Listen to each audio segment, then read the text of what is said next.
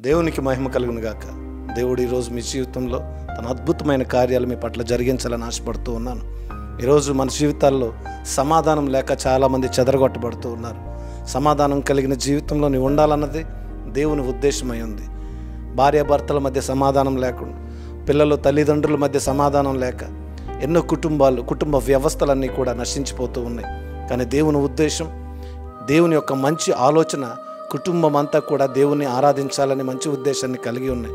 కానీ దేవుని ఉద్దేశంలో లేని అనేక కుటుంబాలు ఎన్నో వేదనల చేత నింపబడి ఒకరికొకరు దూరం అయిపోతూ ఉన్నారు. ఈరోజున దేవుని యొక్క బిడలమైన మనం దేవుని యొక్క సమాధానాన్ని కలిగి ఉండాలి. సమాధానం ఎప్పుడైతే నీ జీవితంలో ఉంటుందో నీ కుటుంబాన్ని దేవుడు కాపాడుతూ ఉంటాడని జ్ఞాపకము చేసుకుని వాక్యంలోనికి ముందుకు వెళ్ళాలి. దేవుని వాక్యం అంటూ ఉంది, సంఖ్యాకాండం 6:26 యెహోవా నీ మీద తన సన్నిధి కాంతి ఉదయింపచేసి నీకు సమాధానమును కలుగు చేస్తానని వాక్యం అంటూ ఉంది. ఆయన కాంతిని నీ పైన ప్రసరింప చేస్తాడు. యెహోవా నీ మీద తన సన్నిధి కాంతి ఉదయింపచేసి నీకు సమాధానాన్ని ఇస్తాడు. ఆయన దగ్గర ఏదైతే సమాధానం ఉందో అది నీకు ఇవ్వడానికి దేవుడు చూస్తూ ఉన్నాడు.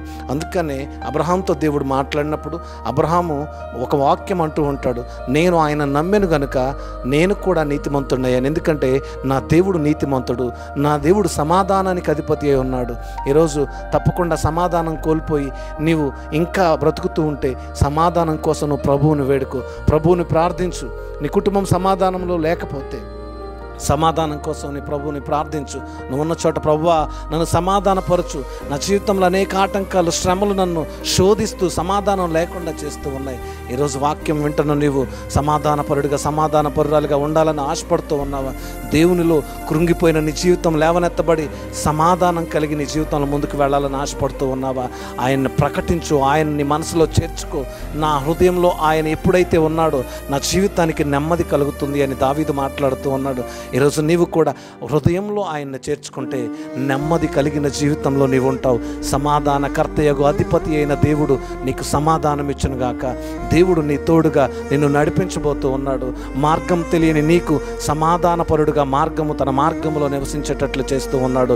యెహోవాను నమ్మిన వారు సమాధానపరులుగా ముందుకు వెళతారు. ఇంతకాలం నీ జీవితంలో తొందరపాటు నిర్ణయాలుంటే తప్పకుండా ఈ నిర్ణయం, ఈ సమాధానపరిచి నిన్ను నీ కుటుంబాన్ని ఆశీర్వదించునుగాక. దేవుడు నీకు తోడై ఉండునుగాక.